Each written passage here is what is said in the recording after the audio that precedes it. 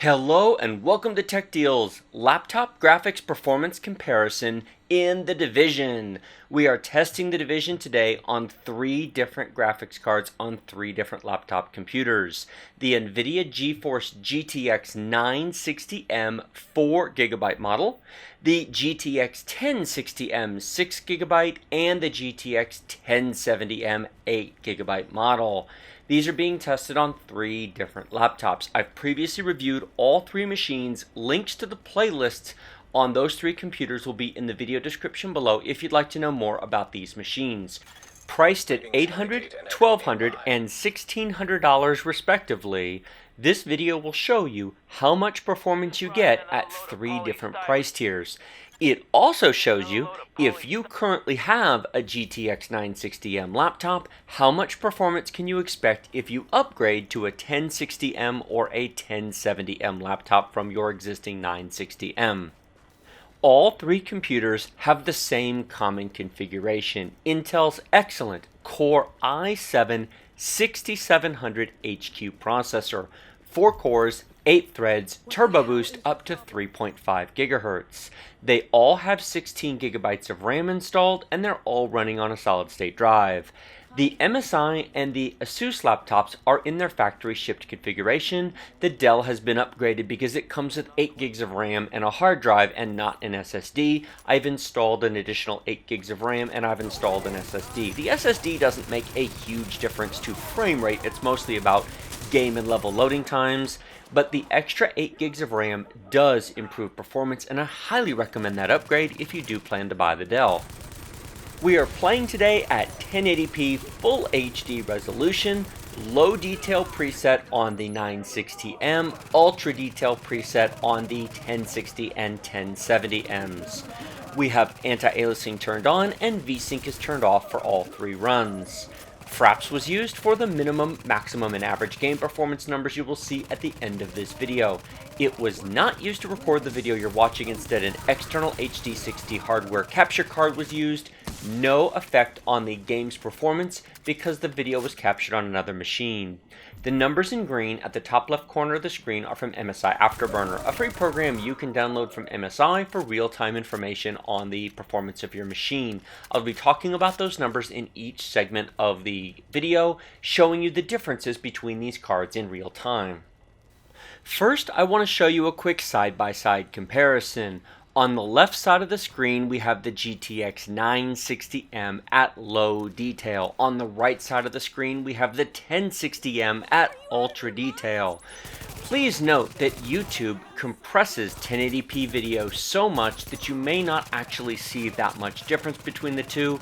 There is a difference. I can absolutely see the difference when I look at the original raw videos. Unfortunately, YouTube compresses this so much, it's very hard to really show the detail really well. So to some extent, you'll just have to take my word for it. But I will say that while both are completely playable, draw distance, texture detail, sharpness, the little things in the scene are much more detailed at ultra than they are at low. However, would I play the Division low detail on the 960M? If that's all I had, yes I would. It is smooth, it is responsive, it is lag free. It's just a detail issue, not a performance issue. Now that we're back to full screen, take a look at our real-time frame rate. It's the bottom number on our MSI Afterburner numbers. 55 frames per second. That's completely playable. No, it's not quite 60 frames per second, but it's pretty darn close. Going up to the very top, look at our 960M. We're using 100% of the compute performance. Well, 99%, it rarely hits 100. We're using all of the compute performance of our graphics chip. It is running at 70 degrees Celsius, warm but within normal temperatures, and it's running at 1200 megahertz, which is where a 960M runs. We're using 2.3 gigabytes of our 4 gigs of VRAM. We are not in any way VRAM limited in this game. CPU usage, keep a note of this because this will be different on the other cards. We are currently using not quite 50% of our CPU usage. What does that mean? Let me be clear. This is a 4-core, 8-thread processor. When the CPU usage is at 50%, that means we're using our 4 real processing cores. When we go over 50%, we're into hyperthreading. We're into our virtual threads. So 50% usage is really 100% usage of the actual execution units of our CPU. Temperature, about 70 degrees on the CPU as well, quite reasonable considering the amount of performance being demanded out of this machine and the fact that it's a laptop and not a desktop. Take a look at our 16 gigabytes of RAM. We're using 8.1 of it. Would the Division play with just 8 gigabytes of RAM? Yes, it would. However, more parts of Windows and even parts of the game would have to be stored on the hard drive in virtual memory. Your average frame rate would not drop much. The average performance of the game would be very, very similar. Minimum frame rates would be lower, the smoothness of performance would be lower, and level loading times would be much, much longer. I highly recommend that you upgrade to 16 gigs of RAM in 2017 if you're playing games such as The Division, Battlefield 1, Rise of the Tomb Raider, and so on. There's just no reason to be gaming in AAA titles in 2017. This advice does not apply to esports games. Overwatch, Counter-Strike Global Offensive, League of Legends, none of that requires more than 8 gigs of RAM. We're talking about games such as The Division. So that was the 960M 4GB card on the Dell Inspiron laptop. Let's take a look at the 1060M 6GB card running at ultra detail in the MSI Apache Pro. This is going to look better. How much better depends upon how much YouTube compresses it, but it does definitely look better on my end. View distances, draw distances are noticeably different. The sharpness of the words you can see, well, you could see for a second there on the building. The medium and long range viewing distance at ultra detail compared to low detail is noticeably different. The amount of the world you can see. Does that really affect the game per se? Not really, because at the range you engage enemies, it's not really a major issue, but it certainly makes the world much prettier. Everything's just sharper and crisper. How much are you willing to pay for that? Well, consider that the Dell laptop is $800 and it comes with 8 gigabytes of RAM and no solid state drive. The MSI laptop comes with the GTX 1060M, 6 gigs of VRAM. For $1,200, you actually get 12 gigs of main system RAM instead of 16, but you do get a solid-state drive, and you don't need to install one. Once you put extra RAM and a solid-state drive into the Dell, the price difference between the two is less than you'd think. It really gets pretty close. Would I buy the Dell for $800 in 2017? If you want to play The Division, no, I wouldn't. If you want to play Overwatch and League of Legends, sure, it's fine. The short version is, I'm not including the Dell in this Division game performance video because I expect you all to go out and run out and buy the Dell. I really don't. The $800 Dell with the 960M is included more than anything else so that you can see the performance difference between a 960M and a 1060M. If you already own a laptop with a 960M and you're asking yourself, should I upgrade to a 1060? Is it really that much better? Yes, it is. The average frame rate at the end of this video is going to be higher on the 1060 at ultra detail than the 960 was at low. The next question somebody may ask is, where's the 1050 laptops? How come we're not including those? Well, they're not actually out yet. They are available for pre-order, and at the moment, the price that's being asked for them is not worth it, in my opinion. There are a couple of very nice options ranging from $950 to $1,100 from Dell, MSI, and Asus. The problem with spending $950 to $1,100 on a 1050 Ti-based laptop is that for $100 to $200 more, you can get the MSI Apache Pro with the GTX 1060M. Performance difference? The 1060M is 75% faster than a 1050 Ti. For 10 to 15% of the price of the laptop, to get more than 50% more performance, if you're buying a laptop to game, the only way I would buy a 1050 or 1050 Ti laptop is if they were down in the $800 price range. When they're within $200 of a 1060 laptop, buy the 1060. To me, that is an absolute easy decision. Now, before somebody says, but what if you're just playing more casual games, or what if you're okay with medium detail instead of ultra? Laptop graphics cannot be upgraded in the way desktop graphics can. Buy as much as you can afford, because you have to replace everything when you replace the laptop graphics card, because you got to replace the whole machine. Unlike a desktop where you can do that, you can buy a little bit less graphics card because you can just change the graphics card in a year or two. Do you want this laptop to last you 3 years? You're going to be limited by graphics performance more than anything else. Buy the most graphics performance that you can to get you the most years of performance before it's time to buy a new laptop. Having said that, don't worry, I will get a 1050 Ti laptop when they're available and when the prices are a little bit more reasonable. When the 1060 laptops and the 1070 laptops first came out, the prices were a bit higher. They have since dropped since they first came out. So give it a couple of months and the 1050s will drop in price. The 960Ms will go away. I think the 1050s will replace the 960Ms at the $700, $800, $900 price point, well equipped with i7 processors, and then they'll be worth considering. But in the first quarter of 2017, I think it's the 1060M for $1,200 from MSI that is the deal. Looking at the performance numbers of this 1060M, take a look at our VRAM usage and our CPU usage. Our VRAM usage is higher because we're at ultra detail, and look at our CPU usage. It is jumping up to 75% in parts of this game. It is much higher than it was on the 960M. There's more to draw, there's more detail, there's more stuff going on in the world. The Division at ultra detail absolutely will use more than 4 threads. It's well into hyperthreading. What this means is that an i7 will run the Division smoother than an i5. Please note that doesn't mean the average frame rate will be higher. It means the game will be smoother. There will be fewer stutters, less hesitation. The overall experience will be better. That's the real advantage that hyperthreading brings in when a game such as The Division, Battlefield 1's another good example, goes over 4 threads, is it smooths out the performance. Our temperatures are nice and controlled on this laptop. We're at 70 degrees Celsius on our CPU, and our main system RAM usage is about the same as it was on the Dell laptop, about 8 gigabytes. But of course, this machine has 16, so it's not an issue. Now, the Dell has 16 because I've upgraded it.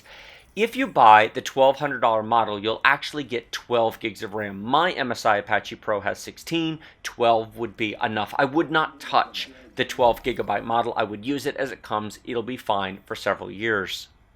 So that has been the performance of the 1060M at ultra detail. How about the 1070M at ultra detail? Here I am showing you the settings. We're at ultra detail. I'm turning VSync off. We're now on the $1,600 Asus Republic of Gamers Strix laptop computer that is just absolutely incredible. This thing is top of the line in every way.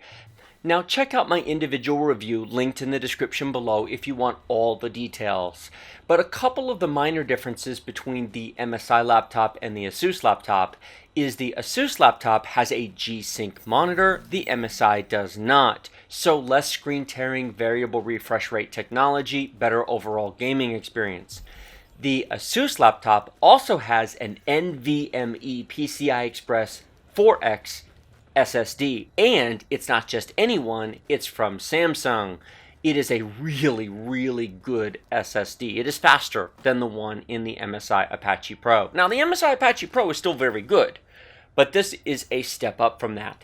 The other differences, 16 gigs of RAM versus 12, double the amount of SSD storage space, and just overall a little bit higher level laptop machine. Take a look at the performance at the top of the screen. The graphics chip itself is basically running at 100%. It's running at 85 degrees Celsius. It's warm, but it's within limits. And the graphics chip is running at about 1600 megahertz.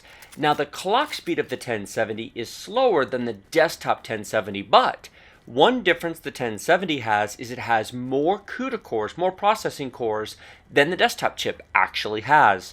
That is not the case with the 1060M. The 1060M and the 1060 desktop chip have the same number of cores. So there is actually a larger potential performance difference between the mobile version of the 1060 and the 1070 than the desktop version of the 1060 and the 1070. In reality, we're talking like 5%, so it's not a big difference, but there is something there. VRAM usage. We're using 3.5 gigabytes of our video RAM, less than half. In 2017, do you need 8 gigabytes of VRAM to play anything at 1080p at ultra detail? No, you do not. Will you in 2 years? Possibly, and that's one of the benefits of the 8 gigs, and that's one of the benefits of a laptop with a 1070 as opposed to a 1060. You're buying yourself 50 to 60% more graphics performance over the 1060. It's not a huge difference in 2017. Do you absolutely need a 1070 to game at 1080p in 2017? No, you don't. In 2018, you will. The difference is this laptop will last you longer. You will not have to replace it as soon as you have to replace the MSI with the 1060. You'll get more years of ultra and high level performance, high graphics detail performance than you would on a 1060. Take a look at our CPU usage. This graphics chip can absorb more from the CPU. We are using 80% of our CPU. We're using 7 threads right now. We're way into hyper-threading. If this laptop had an i5 processor, this would not be running this fast. It would not be running this smooth. Games are now starting to really require this, and The Division and Battlefield 1 are two of the first games that I've seen such a dramatic increase in thread usage. Grand Theft Auto 5 doesn't really care. It's smoother with an i7, but it's fine on an i5. Most other games from 1 to 2 years ago didn't care. It is starting to change. If I'm buying a brand new computer in 2017 for gaming, I really want an i7 on it. Now that's different than the advice I've given in the past. A year ago, I said that an i5 was enough for gaming, and it was true at the time. But times change, so here we are with the i7 and 6 to 7 threads being used at about 85 degrees Celsius. This laptop does run warm. Are the fans audible while it's running at this performance level? Yes, they are. That's what headphones are for. Our main system RAM usage is about the same as it was before, about 8 gigabytes. Look at that performance with everything going on the screen, all that gunfire and all that shooting. We are at about 80 frames per second. What this means is that with G-Sync turned on, you are going to get a rock steady smooth 60 frames per second with no dips, no lag, no screen tears. It's going to be a gorgeous, beautiful experience. I will further note that something that is not apparent when you just look at reviews on YouTube, when you just look at pictures or screenshots or videos of laptops, is the screens themselves. Do not discount the difference between screens on various laptops. Now, I plan to put all 3 of these laptops on the desk and do a follow-up review with the machines in front of me and show them all to you in close-up detail. What I will say is that out of the 3 machines, this Asus has one of the nicest laptop screens I've ever had the pleasure of using. It is really beautiful. So there's the performance on the 1070M at ultra detail. Let's go take a look at the results. The Dell laptop with the 960M averaged 60 frames per second with a minimum of 45 at low detail. The MSI Apache Pro with a 1060M 6GB card at ultra detail averaged 62 frames per second, minimum of 43. The Asus Republic of Gamers with the 1070M averaged 73 frames per second with a minimum of 44. Couple of points to mention here. Can you still play AAA games in 2017 on an $800 laptop with a 960M graphics chip? Yes, you can. Every single game that I have played is still playable on a 960M. The difference is you have to lower the details. How much depends upon the game. Grand Theft Auto 5 had to be played at high detail. This has to be played at low. Others have to be at medium. But it is still a viable gaming chip. If you find one for the right price or you already own one and you want to wait a bit, you can absolutely keep using it if you're willing to compromise on the detail settings. Now the question is, what do you get for upgrading from a 960M to a 1060? Basically the same performance, but going from low to ultra. You're basically going from the lowest possible detail setting to the highest possible detail setting while maintaining basically the same frame rate. 60 and 62 are statistically the same frame rate. What about a 1070? Is it worth the $400 to go from a 1060M to a 1070? No, not today, not at 1080p, not in this game, because you're only going from 62 frames per second to 73. However, as I said before, you're buying yourself future-proofing. And I don't like the term future-proofing, but you're buying yourself another year or more where you can play games at ultra detail without having to lower the detail. The 1060 will run out of performance a year or two sooner than the 1070 will. Furthermore, There are more differences between the MSI machine and the Asus machine than just the graphics chip. For $400 difference, the Asus has 4 gigabytes more main system RAM, it has 2 gigabytes more video RAM, it has double the solid state drive storage, it has a G-Sync screen, the MSI does not, the Asus has the Samsung NVMe SSD, the MSI does not. There are other differences besides just the graphics chip. Is it worth it to you? That's a personal choice. All three of these machines are very nice. They're 3 different price points. Which one works for you depends entirely upon your budget and your goals, but I have no issues recommending all 3. Like this video if you liked it, share it with your friends if you loved it. Remember to subscribe to my channel using the big huge red button directly below this video, questions and comments below the video, and take a look at the video description. Links to everything mentioned, links to my playlist on these videos, links to Amazon and Newegg for all 3 of these laptops will be down in the video description below. If you found my video useful and helpful to you in any way, use my links. I would be greatly appreciative. Thanks for watching. I'll see you next time.